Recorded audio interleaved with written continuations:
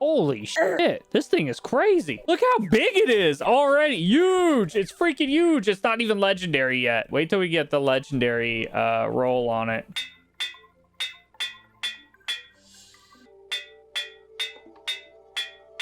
One platinum. There it is, legendary. Look at it. Oh my god.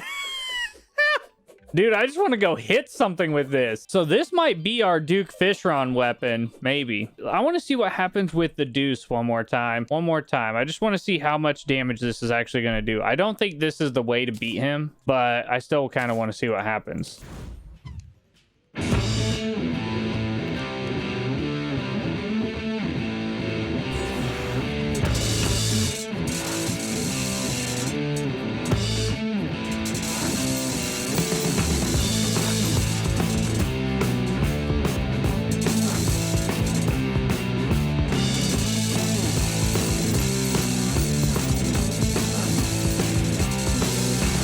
Nope, this is not the way for him.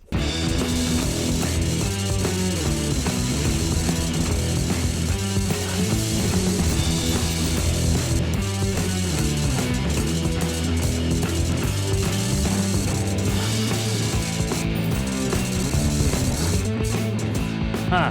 Okay, so this thing doesn't seem that great. Do you have a Rod of Discord? I do not have a Rod of Discord. I have to catch some Chaos Fish to get the Rod of Discord. So we could do that, right? I guess, yeah, maybe we go to the jungle and we farm up the plague armor for ranged, and we see if ranged is the way to go. This is really good for farming enemies, for sure. This is going to be really nice for farming enemies because they just drop health, right? So dropping health is pretty powerful.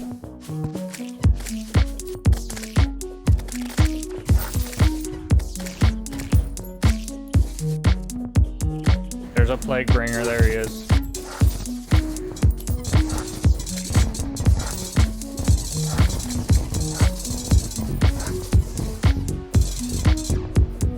The butcher's sword is very ridiculous, chat. It's just like, that's a nice hit point bar you had there. It'd be a shame if something happened to it. He was running from me. Did you see that? How many plague canisters do we have? 77 plague canisters.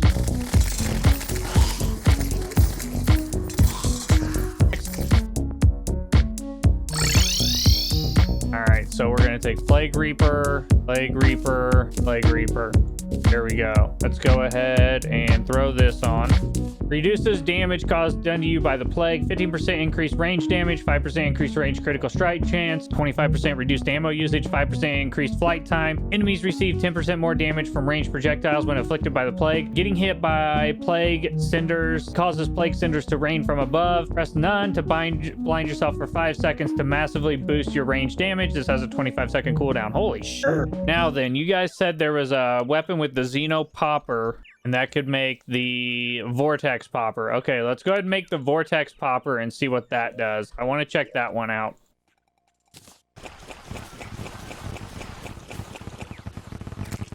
Holy shit. And I think you guys said something about a Vortex. What was the other gun? There were 3 guns that were suggested. Conclave Crossfire. Okay. Spectral Storm Cannon. That was the other one. Oh, this thing consumes flares, though. This thing consumes flares. We really need it to consume bullets. Now then, let's test these guns out. Damn, that seems really good. Now then, let's just summon the Abomination guy. Let's go see if we can do any damage to this guy. I still think he's gonna wreck us.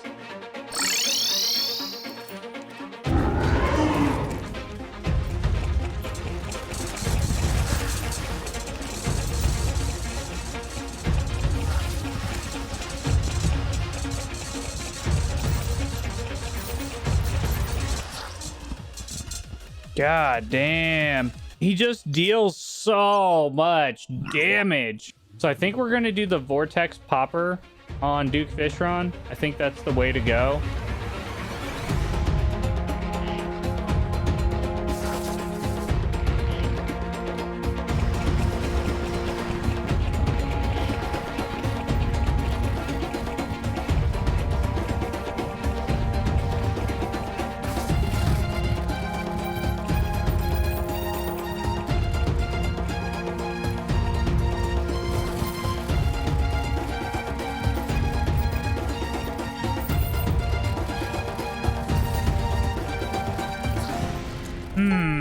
Maybe that's not the right gun. Let me see if I can craft any Ichor bullets. Get it figured out, you know what I mean? This is the trial and error phase of this fight.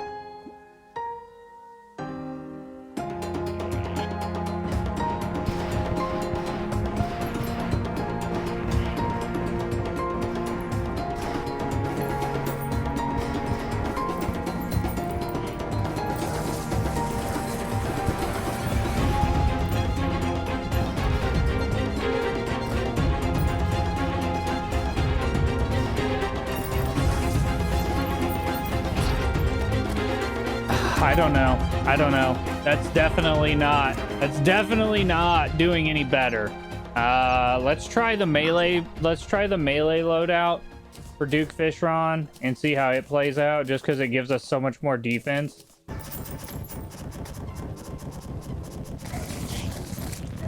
God damn it. That fight is just fucking obnoxious, dude. We are never going to beat Duke Fishron. We are never going to beat Duke Fishron. Not with that attitude. Let me look at my boss list, see what we got boss list wise, and see what we can do. So I guess we could go ahead and try to do the last phase of this event.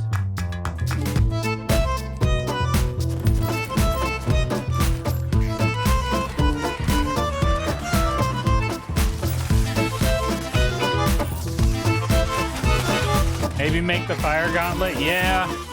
It could be fire gauntlet time.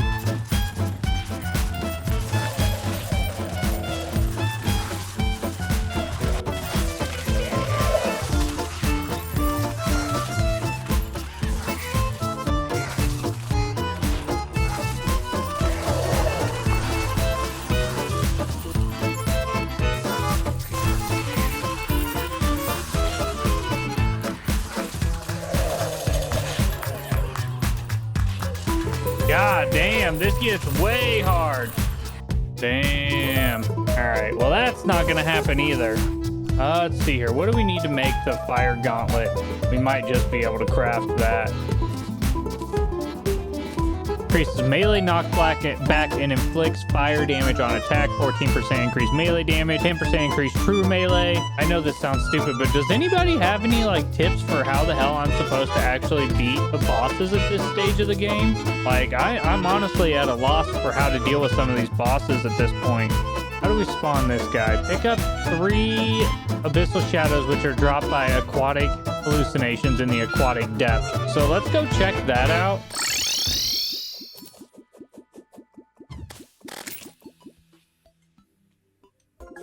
That's a Kraken. Okay. I'm not seeing any, like, hallucinations or anything.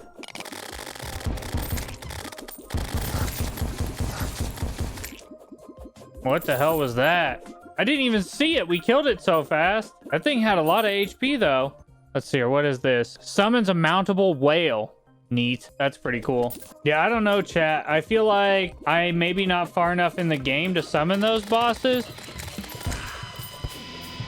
Oh, shit. Oh, shit. Nope, never mind.